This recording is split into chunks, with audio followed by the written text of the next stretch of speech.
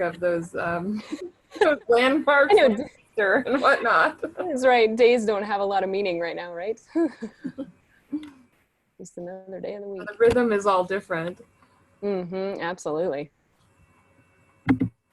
Hey, why don't we get started? Welcome everyone to the Global Public Health Lecture Series. And I'm happy that you could join us tonight. This is a lecture series sponsored by the External Advisory Committee of the Global Public Health Program in conjunction with the Institute for Health and Humanities. Tonight, we're very fortunate to have with us Kerry Pride. She's going to be talking about Mongolia. And Kerry is a Montana public health veterinarian, and she provides health expertise and technical support both to local and tribal health departments. She's practiced mixed animal medicine for 10 years. And then she transitioned to public health after being accepted into the Center for Disease Control and Prevention's Epidemic Intelligence Service. And she completed that at Wyoming, that fellowship at the Wyoming Department of Health. She's also completed the CDC's Preventive Medicine Fellowship at the Montana Department of Public Health and Human Services, during which time she became board certified in veterinary preventative medicine.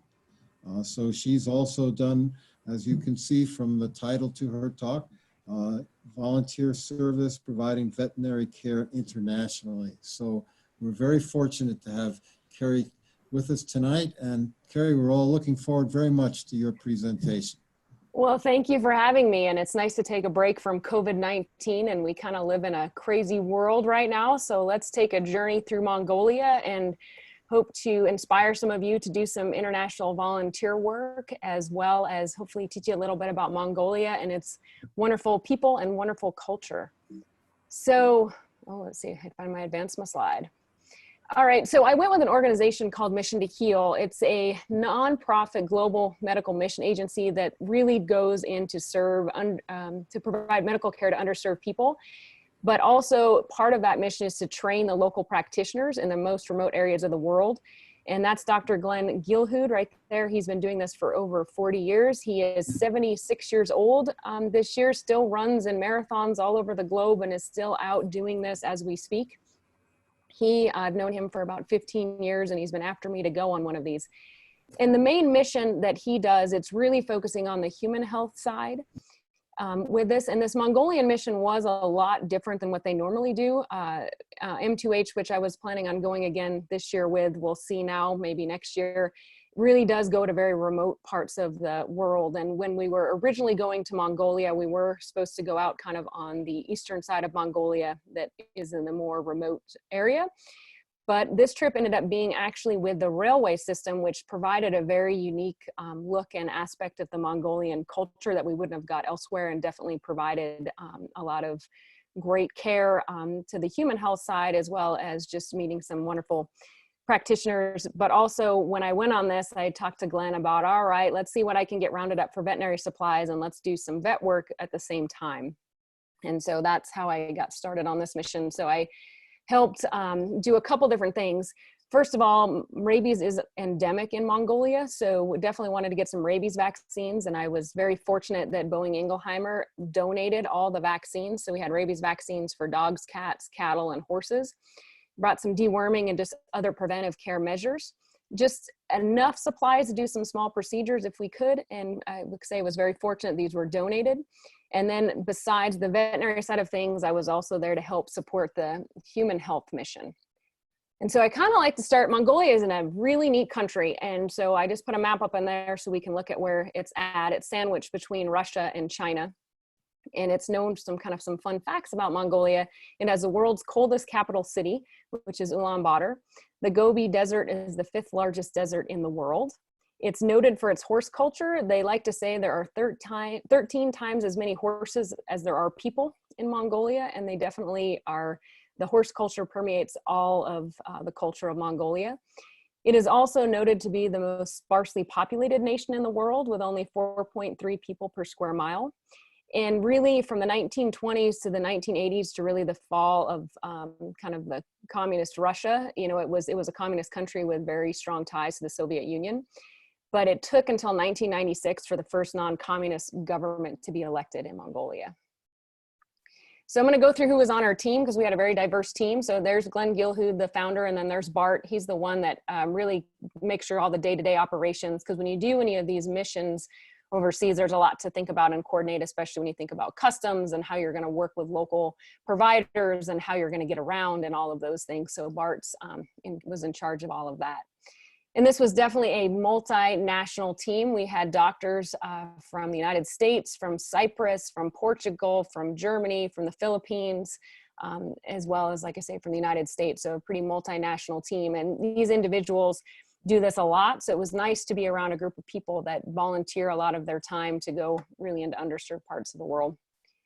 Then we could not have done our job without our interpreters. And so we had 4 Mongolian interpreters, Darum and the blue scrubs on the left, medical student. And then we had Oyhan in the middle, also a medical student, and then Noman on the right. And that's her and her boyfriend, which those were the 3 interpreters.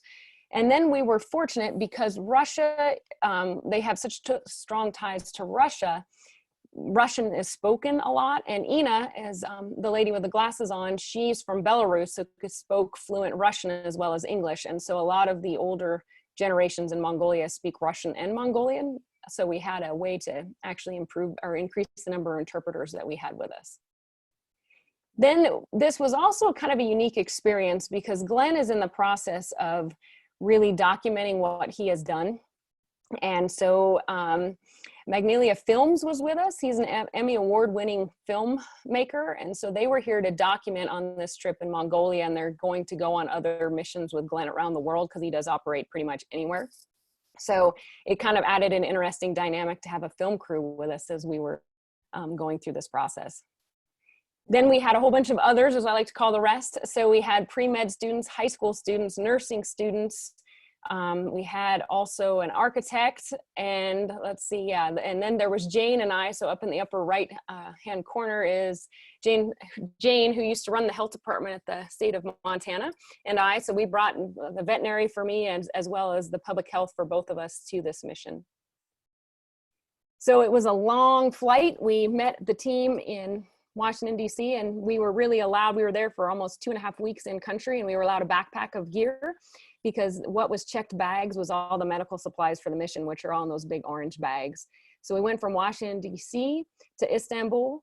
We went into Kyrgyzstan, and then we landed at Genghis Khan International Airport in Ulaanbaatar. And after 36 hours of traveling and getting through customs, that was quite an interesting feat. Medical supplies are worth a lot of money on the black market. So it was quite a song and dance to get through customs. We actually had a few bags that were tied up that we ended up being reunited with after about a week in country. We were lucky that we got those bags back, but part of the reason was we were there as guests of the Ulaanbaatar railway system, and I think it was because of them we got those bags back and we were able to get through customs with all those medical supplies.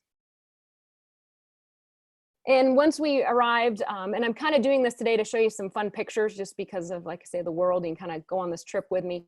We went in Ulaanbaatar, went to what they affectionately called the resting place to kind of get showered and get our stuff together. We all landed, and then within 2 hours, we were then off to the train station in Ulaanbaatar. And so we were going to be living on this train that would go from the Russian border all the way to the Chinese border, and we'd be visiting the towns along the way. And so the train is very unique. It was kind of the 4-person berths. So there's 4 of us in a berth. We had our own dining car, very a throwback to probably the 1950s, 60s on these trail cars, which was pretty neat. So this was our home now for most of the 2 weeks that we were in country. And so one of the things with Mission to Heal that Glenn feels very strongly about is really a chance for sharing, learning, and teaching one another.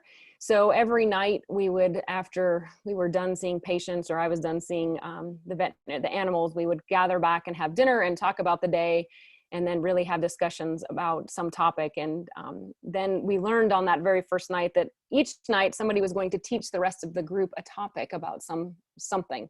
So it worked well. And we had our Mongolian counterparts as well that joined us on this train ride as we went. And the picture in the middle is really the outskirts of Ulaanbaatar. So we left there at night and we woke up in the morning at SUKHBAATR, which is literally on the Russian border. It has about 20,000 people. It was founded in the 1940s and it's named after a revolutionary leader named SUKHBAATR. And so that's how it got its name. And it's really the northernmost city on the Mongolian part of the railway. And the interesting part about the railway is it is part of one of the terminations of the Trans-Siberian. So the Trans-Siberian splits and either goes to Kamchatka in Russia or it splits and goes to Beijing, and which means it goes all the way through Mongolia. But this is the northernmost town on the Mongolian side. And so how it works on this trip, which was a little bit different, we were organized into teams and there were little health clinics within these towns. And so we had our teams. So you can see on the upper right corner, that's Jane and Frederica getting a database set up so we could kind of track what we were seeing, because this is a little bit different. Mongolia is definitely a developed nation. But what were we seeing that was different here, so we could kind of track where we were at. And what was very fascinating about this mission is that it was very interesting because people that work for the railway anyways, which is the largest employer in Mongolia, they do have access to healthcare. So they do have access, but not necessarily, they have access as far as they can go get x-rays. For $50 US, you can get a complete CAT scan, but you may not get any interpretation of those results. So that's kind of the interesting part about this, is some of the follow-up wasn't there, but you could just go get it without having a physician saying you need something. So there was kind of some interesting pieces about that. So there's our team doing different things, getting ready to take notes and see patients. And part of this was they were looking for surgical candidates. And that's part of what was occurring was people who were surgical cases then would go back to Ulaanbaatar, and the doctors that were on Mission to Heal would then work with the doctors that were in country, especially around and surgical procedures and just kind of a training session. The other thing that we were looking at was, just kind of looking at different public health pieces. So whether things around smoking, because there's a high percentage of the population that smokes. We were also just looking at, from an occupational health standpoint, there was a lot of work that could be done from kind of ergonomics and different aspects to help with occupational health, especially when it comes to injury, which I'll get into here in a little bit. And then I had to show you a picture of kind of a typical meal, and the dumplings, those steamed dumplings are the national dish. They're a steamed dumpling that is usually filled with beef or mutton, and that is the national dish of Mongolia. And so the one thing that was interesting there as well, they're huge meat eaters. I think we like to think in the United States that we're big meat eating cultures, but nothing like Mongolia. And because of that, you definitely see some secondary health problems associated with that when it comes to cardiovascular disease. Gallstones are a very big issue as well. So some of that is related just to the diet, but there's their national dish. So this is some of the scenes around SUKHBAATR, and this in Mongolia, there are these urban settings, but the majority of the country is still very nomadic. And even though there are these quote unquote urban settings, the bottom right picture, you can see, yeah, there's the town, but there's all the jurs, and the Russian word would be yurts. So there will still be families, a lot of times in the summer, they'll leave their house or apartment in the town, and then they go out and they set up their jur, and they have their horses or their goats, cows, chickens, whatever that might be, and they go do that for the summer. And then there's a huge percentage of the population that actually still just lives a nomadic lifestyle, more out on the eastern side. But even in the big metropolitan areas, you'll see those jurs set up in the backyard. So that nomadic culture is still very much, alive and well. And so here's just some pictures of the town. There's the pigs roaming about, and there's a horse up in the shade there on the upper left-hand corner. In Mongolia, one of the predominant religions is Buddhism, and it actually survived communist rule. So there are a lot of Buddhist shrines around the country, and this is just one that's up there that was right outside SUKHBAATR that we were actually able to go up and see. So this is what I was talking about with the evening rounds. So Glenn would assign everyone some topic. So Frederica is a boarded anesthesiologist from Germany. And so her goal was to teach us all CPR. So that is Georg. He's a pediatrician from Germany. So he is actually the quote unquote CPR dummy. So that was part of this with Glenn. It's really a learning experience and teaching one another. So everybody had to one night speak on some topic, and that he would assign you. And if you didn't know anything about it, then he would help teach you, so then you could teach somebody else. And so my topic was a lot on zoonotic disease, which we'll get into as we get into some of the veterinary aspects of what we did. So we were very short in SUKHBAATR. We were literally woke up in the morning and left that evening. And then we went down to the next town of DARKHAN, which translates into blacksmith. And this is the third largest city in Mongolia. It has 96,000 people in it.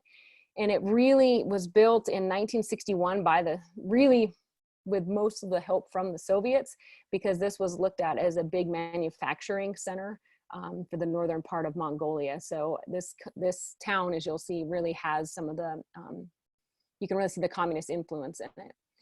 And so here's just some of the scenes from some of the apartment buildings. And like I say, the city was just founded in 1961, and it just was built really during the height of communism.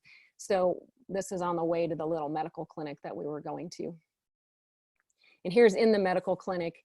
And so people would come in and once again, looking for, okay, where can we help? And especially on Glenn's side, being the surgeon, like where are some surgical cases that we can then take back to, UlanBaatar with us and help with the kind of training, as well as what else can we do as far as some of the bigger issues as far as from a public health population standpoint. And like I say, these really did focus a lot on ergonomics, occupational health. And it made it very interesting with the film crew. So I just had to put that picture in the upper right-hand corner because they were there filming as things were going, and people were made aware. And if they didn't want them filming, they weren't filmed. The interpreters took care of that. So it was all done with consent, but it was still very interesting to have that aspect there. But I do think the patients loved it, actually. They thought it was great. And so talking about public health interventions, here's some of their posters. So the upper left-hand corner is really about ergonomics, how to sit correctly at your desk. And there's the one on the upper right is really about preventing heart disease and stroke. And they're all in Mongolian, so I can't really tell you exactly what they all say, but you can get it from the pictures. But these were up a lot more in this clinic than we had seen in the other one. And so here's some images just from the kids being around there. There is, in the center, there is Jane and I with one of the Mongolian physicians. We were on a team together. And then on the upper right, there is a puppy. So with that, one of the interpreters went with me to talk to the family to make sure that we could get that dog rabies vaccinated and dewormed. So we went ahead and got him vaccinated. And so that was one way we would do that when we were in these areas. If people had pets, we just would go ahead and get them vaccinated and dewormed and just try to do things as we could, as we were doing both at the same time, dealing with some skin issues and different things. So we would do that kind of intermittently on the days as we were working within the human health clinic. And then kind of on that picture, I have my cursor here, the picture there, them looking at a full CT scan, but yet nobody had interpreted for the lady. So it was very interesting that we would see people that actually had access, they were getting these things done, but really not getting the follow-up on some of the, imaging that they were having done. And here's just some of the scenes as well from the town of DARKHAN. So you can see a lot of roadside markets, a lot of root crops, so potatoes and carrots and parsnips and turnips. And so those were roadside markets where people would get a lot of their vegetables, because most of the grocery stores, which I'll show some pictures of, didn't really have that. It was mostly canned and pickled things. And these are just some other scenes from some of the things that we were doing. So there on the upper right is an older gentleman that had some plantar fasciitis. He'd been working for the railroad, I think, for like 40 some odd years. And we did see a lot of issues with knees and feet. And a lot of it was like really of quality of footwear. There really was not very good quality footwear. So a lot of musculoskeletal issues that were occurring. And then in the center, upper center, so Oyhan is in medical school, and so it's Conlon teaching her how to do a blood pressure. So there was definitely all these teaching moments that were occurring, like I say, not only with people on our team, but with our Mongolian counterparts. And then I feel so lucky I got to hold the cutest little Mongolian baby girl. She was so adorable, why her parents were in for something else, but I got to take care of her, so that was fun. And then on the lower right is a gentleman who's a traditional Mongolian dancer. And once again, he was getting some help with some things as far as for musculoskeletal concerns. And I just think when you go internationally, one of the best things out there are the children. children loved to play. We played tag and played catch with them, and they're so interactive, and just their laughter, it was a lot of fun. So here's just some of the kids that were so curious what was going on, and they were especially enthralled with the film crew and the cameras. But it was a lot of fun. They definitely had a good time and kept us entertained. So then at the end of the day, we were done seeing human patients, and then we went out on the outskirts of DARKHAN to a family that had some concerns with some of their horses. And so here's, they were getting them caught up. They were riding them around, and then they ran the ones in their corral there. And one of them had a lameness issue, and I'm gonna play, hopefully you guys can hear the sound, but I'll play the little video. So this is, for any of you that own horses in the United States, it's a little bit different. These horses are a lot more wild and not, I guess, as broke as what we would call our horses, but here's how he went ahead and caught them. I'll play the video.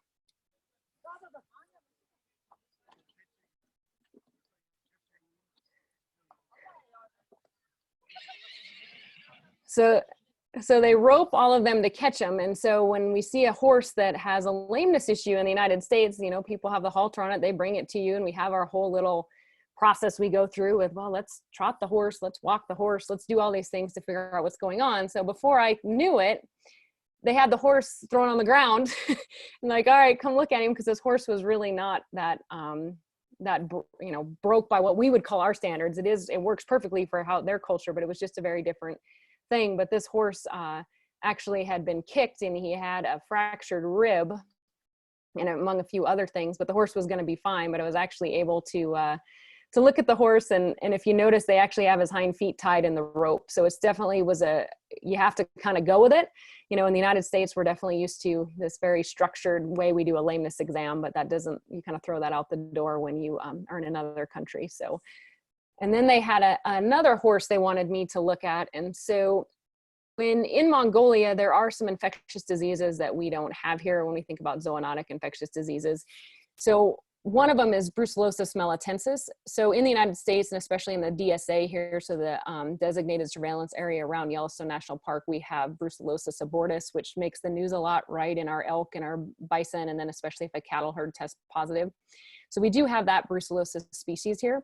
We do not have melitensis. It is endemic in most of Asia and Africa, and it is the most severe pathogen of humans from the Brucella species.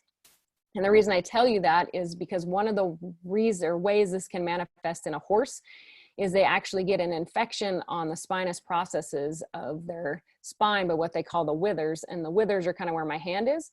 And this horse had a non-healing ulcer right there. And it could have been just from an ill-fitting saddle, you know, but it could have been something, you know, more severe, and without a culture, which we weren't going to do while we were here, had the capability of doing. You know, we don't know if there's a bone infection, because we don't have a way to radiograph. So we just had to get this cleaned and debrided and get the horse started on some antibiotics and get some wound cleaning material for this horse and show them how to do that. And then through the interpreter, we were able to talk to them about saddle fit and different things on, you know, on when to ride this horse, you know, and just kind of next steps moving forward. And then we left DARKHAN, and then this is back on the train. And like I say, once again, our teaching sessions each evening. And then we came back to Ulaanbaatar. And the reason we came back to Ulaanbaatar was to follow up with some of the surgical cases that we're seeing on those northern towns in Mongolia. And what is very fascinating about this experience in Mongolia is that we really were working specifically for the Ulaanbaatar Railway. And this is their hospital. So it is, like I say, the largest employer in Mongolia, and they have their own hospital, main hospital in Ulaanbaatar. There is one other hospital in the city that is run by the South Koreans, but these are kind of the two major hospitals in the country. And so we went there to meet with some of those patients and to meet with the staff here at their main hospital. And this is their main boardroom that we were at. And what's interesting about Ulaanbaatar, it is the largest city in Mongolia. There's 1.3 million people in there, and that is almost, I'm trying to count, it's well over half of the population.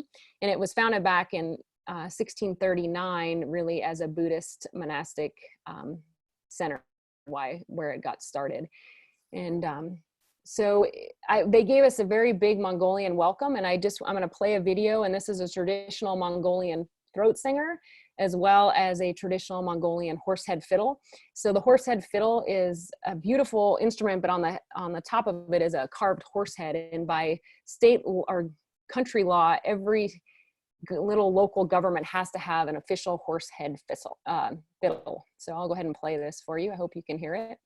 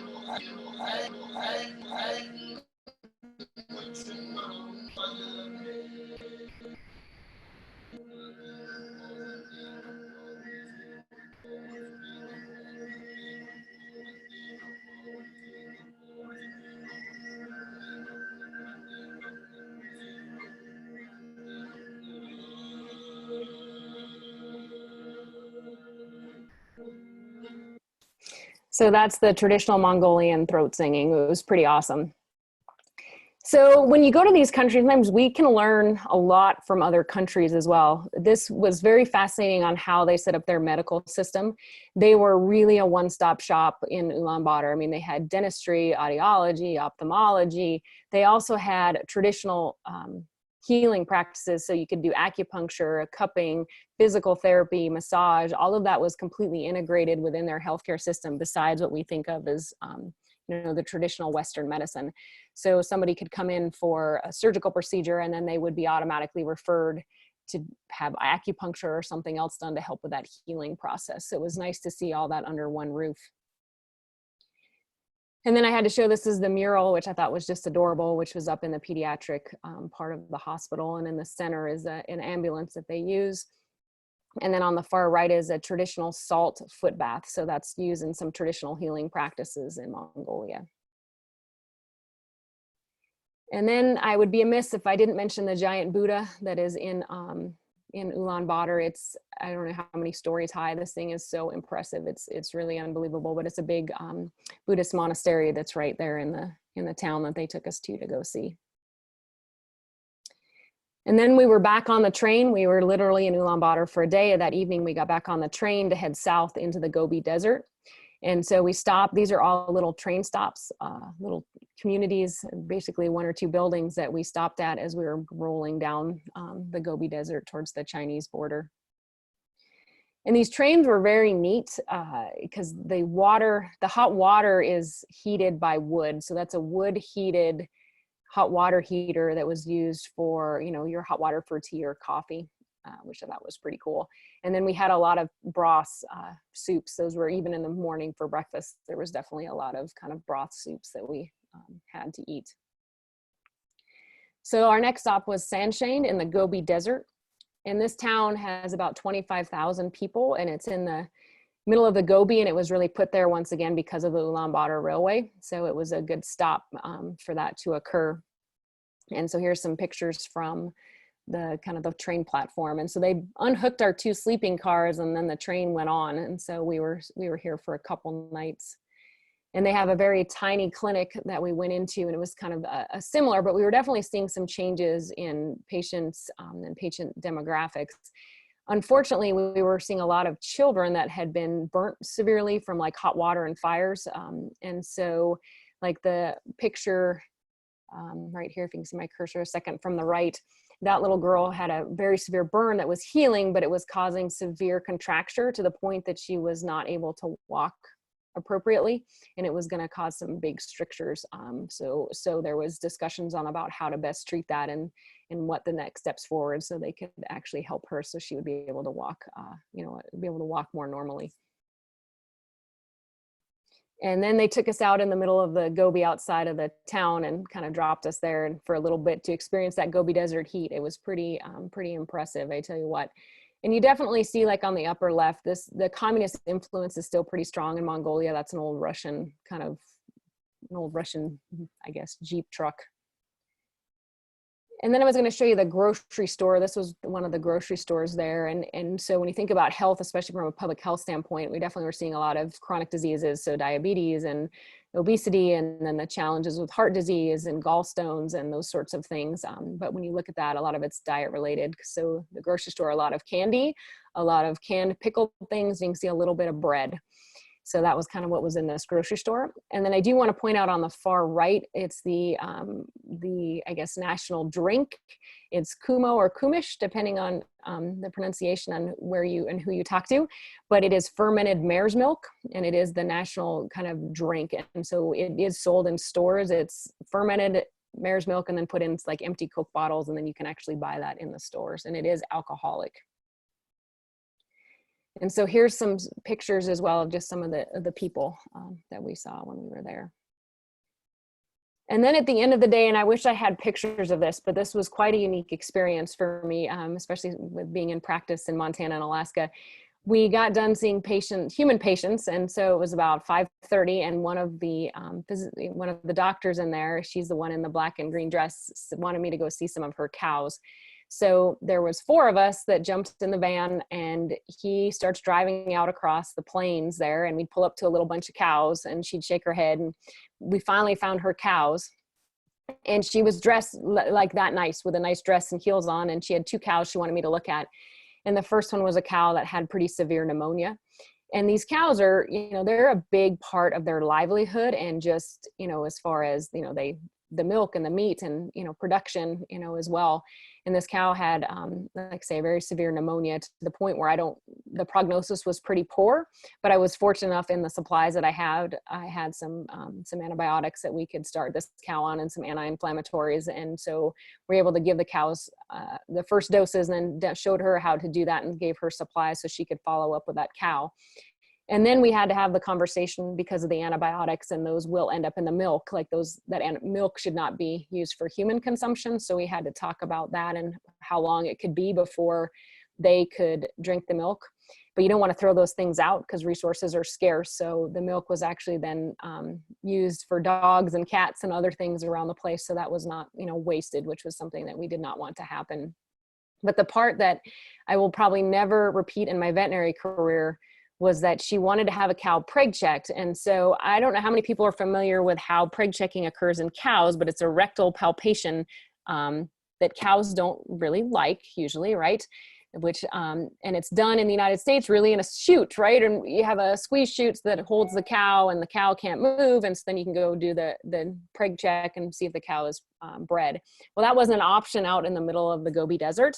And what was so neat about this, these cows are so tame, and I got to get the pictures from one of the other group members. She took it, and I haven't got them from her, but literally the owner was holding the cow with her heels and dress on by the horn as I was preg checking this cow in the middle of the Gobi Desert. It was probably something I will never do again, but it was pretty awesome. The cow was pregnant, so that was good news that I was able to deliver her. And she was so thankful that we went out and saw her animals that she invited us back to her house. And so this is one of the yearlings that she has, and we went ahead and made sure we vaccinated these animals that she had here. And then she wanted to show us, they have the barn because they do get some weather in the winter, and it was pretty ingenious. They have all the lights up in the ceiling to get light in and warmth in the winter. Hay is an interesting thing because, in Montana, we're pretty fortunate with really high quality green hay, but that's their hay that they have in those bags, and that's what they have to feed during the winter to these animals. They also had some bunch of dogs, which we went ahead and vaccinated for rabies and dewormed as well. And so that's her house. And once again, she was so thankful. She invited us in for a drink and for a snack. So it was a good day. And then the interesting thing about being here in the Gobi Desert is they have sandflies, and they carry leishmaniasis, which is a parasitic disease that can affect humans, and it can be very severe depending on the forms. And so the center picture is showing how the traditional method for keeping sandflies away, you fill gloves and fill them with water, and it's supposed to keep the sandflies away from coming in your dwelling. And I don't know if it worked or not, but all I'll say is nobody recalled ever being bitten by a sandfly. So they leave a pretty big welt. So maybe it does work pretty well. And once again, the kids were so curious. We had, you know, fun playing games with the kids that came up out of curiosity to where our train cars were kept in the evening. And then you can see also in the windows all those gloves as they hang down. And this was about day 10. And so with not very many clothes, we had to take it upon ourselves to do some washing. That was a, you know, you can't really get your clothes that clean, but you try. It's all good. And then there are facilities on the train, but you know, it's pretty limited. You could kind of take a shower on the train if you wanted to. And then there was roaming dogs everywhere. And so we kind of weighed the benefit, right? If they were feral dogs and they seemed pretty good and we could get a hold of them, we went ahead and rabies vaccinated them, but we had to definitely be very cognizant of not getting ourselves in a situation where we could get bit, and because of the ramifications of what that could be in a, you know, rabies endemic country. But we did try to vaccinate a lot of those animals as we saw them and were able to. And then we were able to take a day off from doing the work, and they took us on a tour, and it actually rained in the Gobi Desert. It was pretty neat. They hadn't had rain in a while. We had a nice rainstorm. So they took us out to get some supplies, and this is just another example of the grocery store, although this one did have hard-boiled eggs and a little bit of fruit. And so on our way out, we stumbled upon the Bactrian camel. So the two-hump camel, they are native to to Mongolia and a couple other areas in Asia around there. They are not found anywhere else in the world. They're pretty unique animals. They're used in Mongolia for to carry things as well as for their milk. And so here's just a herd of Bactrian camels hanging out by the side of the road. And they definitely have ownership brands on them as well, so they can go find them when they turn them out. And these were all mixed herds of animals. Then they took us to the KHAMAR Monastery, which is a pretty holy place, and it's Buddhist as well. And they took us to the monastery there. And then they took us I should go back. The KHAMAR Monastery was founded in 1820, and it's part of, if anybody is familiar with Buddhism, it's a Red Hat sect of Buddhism. And there also are meditation caves close by that they took us to as well, that I'll show you pictures are, so where the monks would go and meditate. And they took us also to Shambhala, which has 108 stupas, and it's considered, that means peaceful place, or place of peace, I should say, is what that means. And it's a very sacred site, red dirt. A lot of people make pilgrimage, you know, kind of come here to practice Buddhism. So it's a pretty neat holy place they took us to. There's the stupas that go around. There's 108 of them. And then we were very blessed. They sang us a song that's called Your Perfect Qualities. So it was it's kind of a song prayer. That's just, it was a beautiful song that our Mongolian friends sang to us while we were there. And these are just some pictures from the two places, from the monastery and then the other place. And then here's these meditation caves. Monks would go and meditate for 108 days, because 108 is a sacred number in Buddhism. So they would literally go here and meditate for that long. And they're still used. You can still see there's offerings there in that one cave. Then we were taken to the 60th celebration of Sunshine. So once again, that was started 60 years ago from when we were there because of the railway. And so they took us to a big celebration. And a lot of this country looks a lot like Eastern Montana to me. So they had a big festival where they had all the food was brought out. And then I just want to point out on the upper right, that kind of pile of looks like cheese. Well, it's a dried salted milk cheese, and it's a huge delicacy, and it could be horse, goat, cow, camel, yak, or sheep. And so that's a big delicacy there as well. And then here's just some pictures of the countryside. They were getting ready to have the festival in earnest the next day. They were going to have big horse racing occurs, because once again, that big horse culture and the horse racing is a big part of it. And the kids were fascinated with the drone. And here's just the group of us, as like I say, with our Mongolian counterparts. And nothing goes to waste, so organs are eaten commonly, and so they were frying up some liver and some momentum. And then we did try the kumo or kumis, so you can look at Conlon's face. It definitely is an acquired taste. And just some more pictures. It's just very pretty, reminds me a lot of Montana. And then we went back that night, got back on the train, and we the railway had us and took us to the 80th celebration of the Ulaanbaatar Railway. And this was pretty neat because they had all the traditional sports. So they had traditional archery, so they had archery competition occurring. They also had marching bands, and just as a reminder, this is not governmental, this is the railway. So even though these look like kind of military uniforms, these are the railway uniforms, so you can really see the carryover from communism. Police were on horseback, which was fitting. So here's just some other images. They also had a lot of wrestling. So wrestling is the national sport of Mongolia. There are no weight classes, and it's a lot different wrestling than what we see in the United States, but we got to witness the wrestling as well. So, and on the far left is one of the trick riders, and then a wrestler in the center, and then there's the jumps that they were taking the horses over and doing all the trick riding when we were there. And then they had paratroopers drop in that were railway worker employees. So that was pretty interesting as well. But this was a pretty big deal, the 80th year of the Ulaanbaatar Railway. And just some more images, like I say, horses. And this was like a 3-day festival, and people were camping out and playing in the river, and there was singing and dancing and food. And that's just the images from up above. And then the center was really where all that wrestling was occurring. Then we went back to the train, got back on the train and headed south again. This time we went through, we kind of toured around the train. This is the train that was open for the rest of the individuals getting on and off the train. So we went kind of a look through the train. So they have little dining cars. And then the farther south we went, kind of the more poverty we saw. So we passed through Sanshain again, but this way we kept going south, and we actually ended up in a town called Zamanud, which is literally on the Chinese border. It has about 12,000 people, and it is the most important border crossing between Mongolia and China. We actually stayed in a hotel, which was a change from being on the train. However, after being on a train for 12 days, that rocking of the train puts you to sleep. It was hard to sleep in a regular bed. And so the other thing that was fascinating about this town was all the artificial vegetation. So you can see behind, those are all, some of those are plastic trees, and there's the plastic turf. Like that's what was a lot around the town. And so this was us again in the evening, getting ready to do our rounds and talk about things. And this is where I educated the group, I guess, on some common zoonotic diseases that we were worried about, like brucellosis and Q fever and such. And then we saw patients again here as well. And like this one was kind of occupational, some injuries occurred to his hand. And Andreas, he's being one of the senior physicians there, was teaching the other two as they were helping that man with the wound that he had from working on the train. And then here's just some pictures. On the upper left is the Chinese border.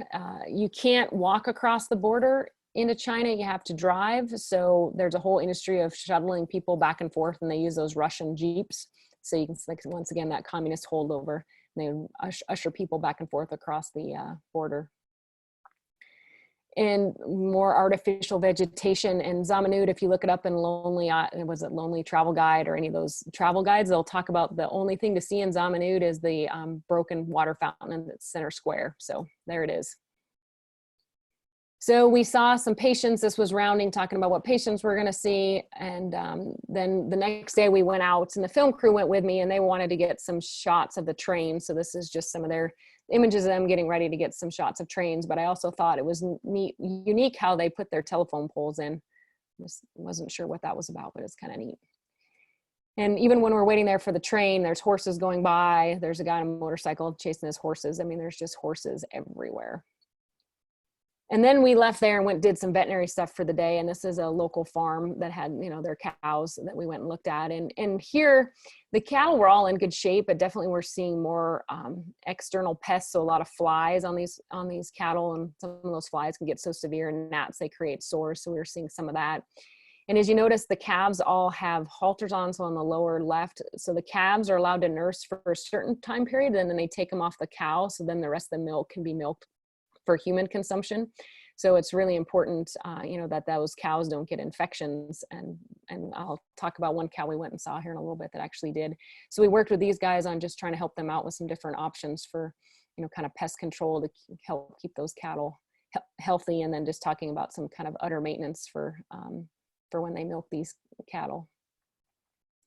And then this was another family we went to, and this cow actually had an infection in her udder, and that can be so severe. Number one, you lose the milk. Number two, the cow, if they have a really severe infection, it can actually prevent them from milking again in that quarter. So cows have 4 quarters that you can get milk out of, and so one of them can actually, 1 or 2 or half an udder can actually become to the point it's so scarred from the infection they don't produce any more milk.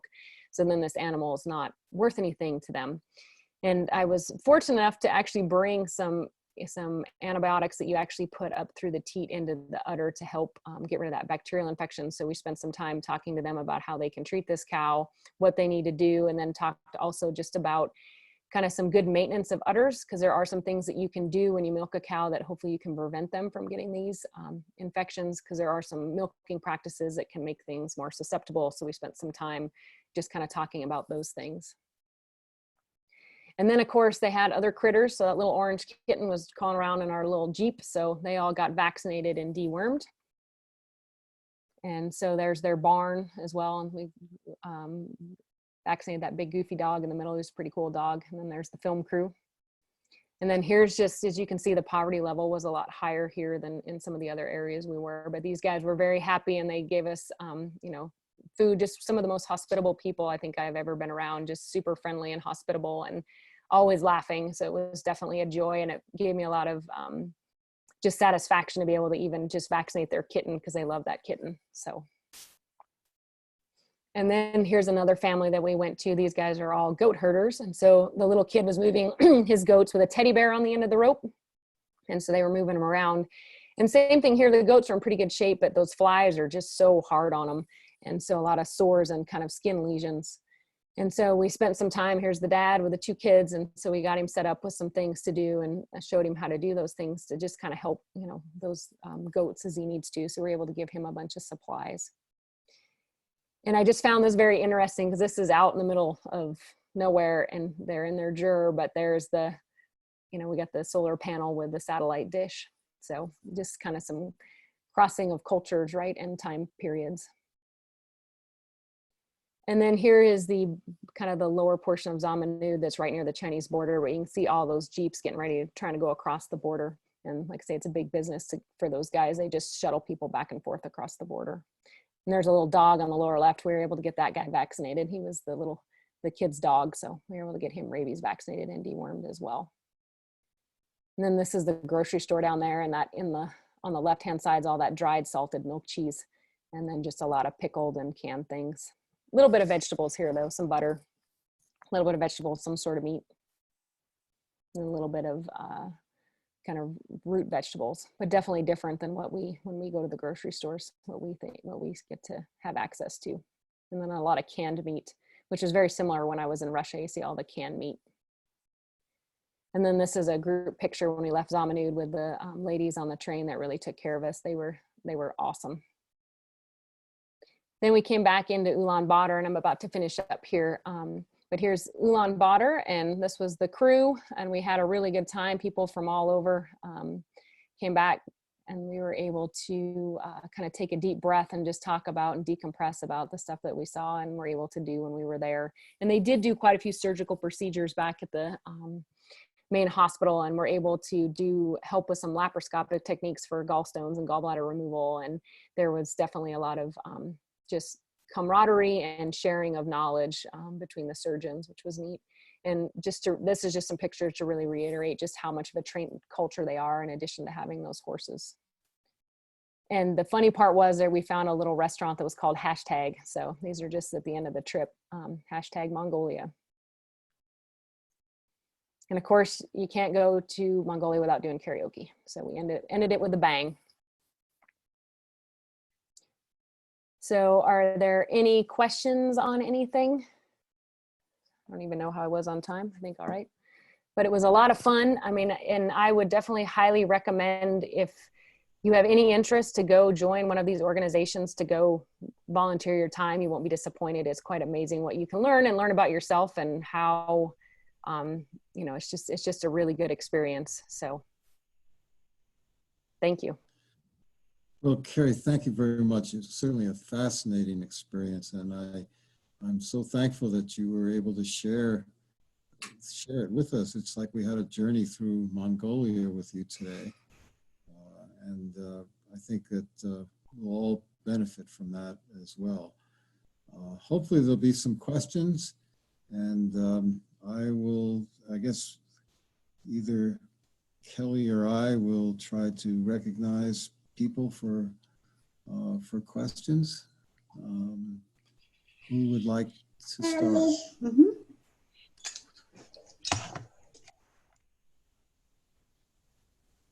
I'm ready, Peter. Okay, go ahead, Chris. Kerry, I'm wondering, like Montana, when for a long time there was no access to vets, what did you find in terms of traditional medicines, remedies that people were using? I mean, they've been dealing with horses for so long, they must have some expertise in that area. Absolutely, especially when it comes to kind of lameness issues, because horse racing is such a big part of their culture. They had some amazing remedies when it came to poultices and drawing agents for soreness on their legs. Absolutely. And there is acupuncture that's done as well. So they still do a lot of those practices there. And there is a vet school in Ulaanbaatar, but there's not many veterinarians outside the city areas. So they really have to be self-reliant. This is Annie Lynn. I'm wondering if you can talk a little bit more about the training of the local practitioners. If there's like a curriculum about the specific surgical techniques that were like an assessment had found to be lacking, or if it was simply just working with the surgeons and hands-on training, and just talk a little bit more about that.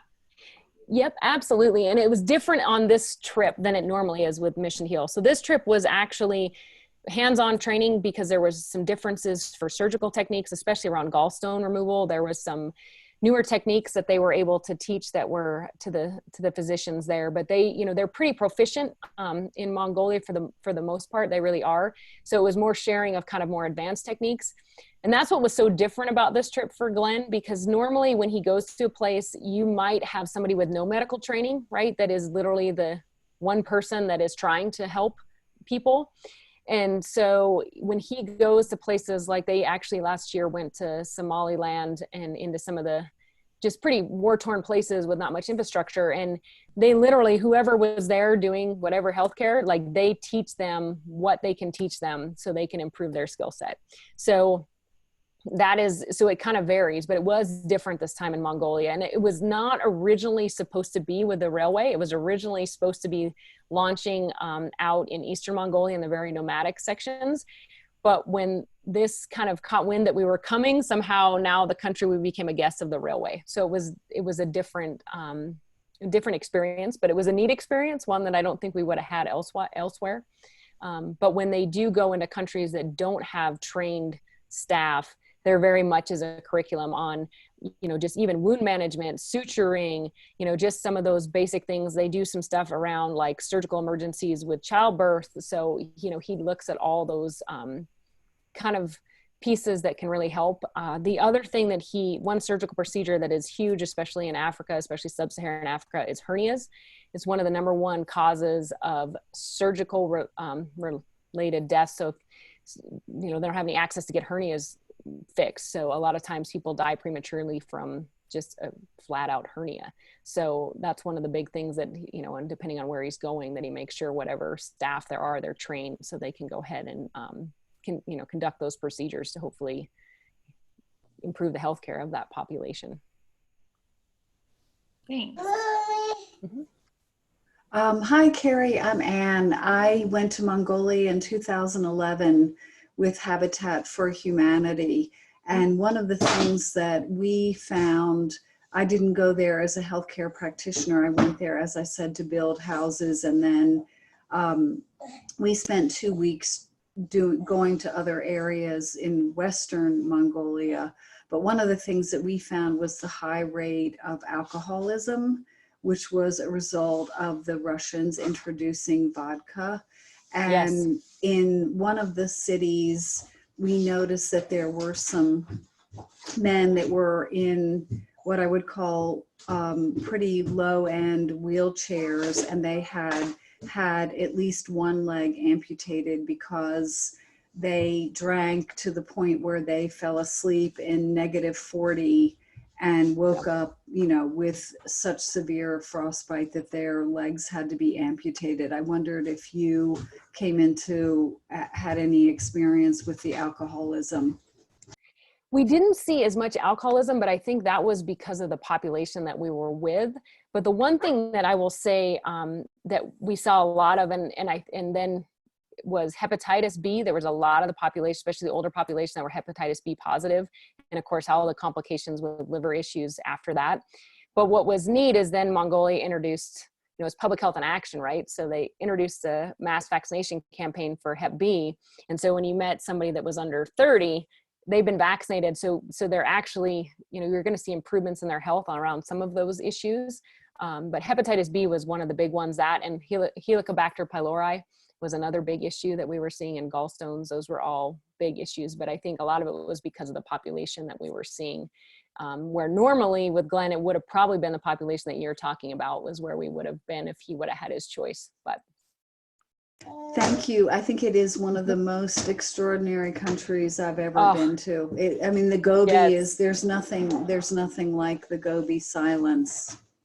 Nope. And it's what wonderful people too, like just some of the most hospitable, nice, friendly people I think I've ever met as well. I want to go back. I had such a good time there, and now I know people there, so it'd make it easier. Well, I had a follow-up question on I thought I was really happy to see you make the point about trying to identify things that you can bring back from the experience that you had in Mongolia. So what I gathered from that, it's one of the things that you were, I think, suggesting you brought back was sort of this one-stop shopping kind of thing where everything was all together and so forth. Could you elaborate a little bit more on that, and what other things maybe did you find? Yeah, I mean, I thought it was, you know, really nice. I know we're really trying to do that kind of patient-centered home where there's more of that occurring here, and they did that very well, but they even went beyond when we think about, you know, yeah, you can see your GP and you can see your surgeon and your internist or whatever, but they had, you know, audiology and ophthalmology, dental, all was right there.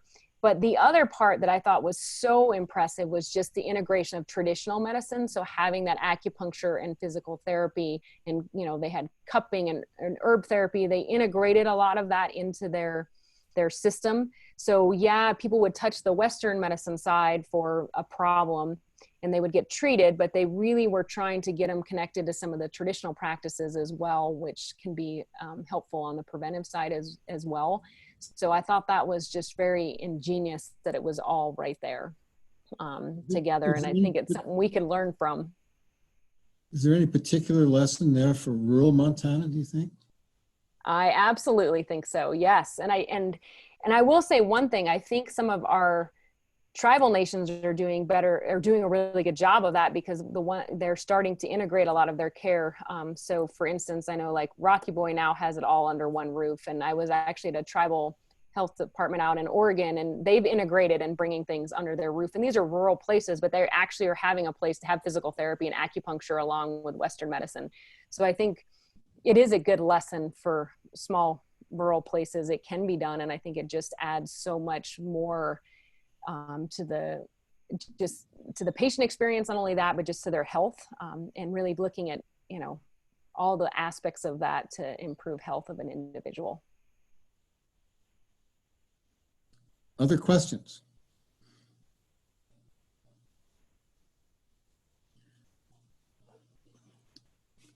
Can you tell us a little bit more about the sponsors? You know, where's the funding? What prospects are there for maybe you going on future trips with this group? Seems like a pretty awesome group in the sense there's lots of people, so it would probably be a fairly expensive operation, I would imagine. It is, and Glenn has changed it a little bit in the last year or so, but how it has operated before is, and how it moves. So he's a very interesting gentleman because he has never taken any federal grant dollars because he does not want to be told how to do things. So it's a lot of times private donations that he gets because he wants to be able to really not be under the constraints of, right, some of those. When we think about federal dollars, there's all these things you have to do. And so he raises a lot of his own money. As a volunteer, it used to be you just paid for your plane ticket and went. But what they've done is they're trying to change it and sustain it. He now has what they call the bliss mobiles. So these things are big man cats that they're like 6-wheel drive. They have a surgical unit on it. They can make their own water, and it's amazing what these things can do. And they're transecting Africa is what he's doing with them. And he does a lot of work in the Philippines. And so, and they have one of the ladies that was with us that was in there, she's running the Philippine side, and Glenn's still running the African side of it. But now for volunteers, what they want you to do is to come with $5,000, but they tell you how to raise it. So it's not out of your pocket, but then they pay for everything, your airline ticket from your home place, and when you're there, everything. But they help you gather that funding, or you can come with supplies.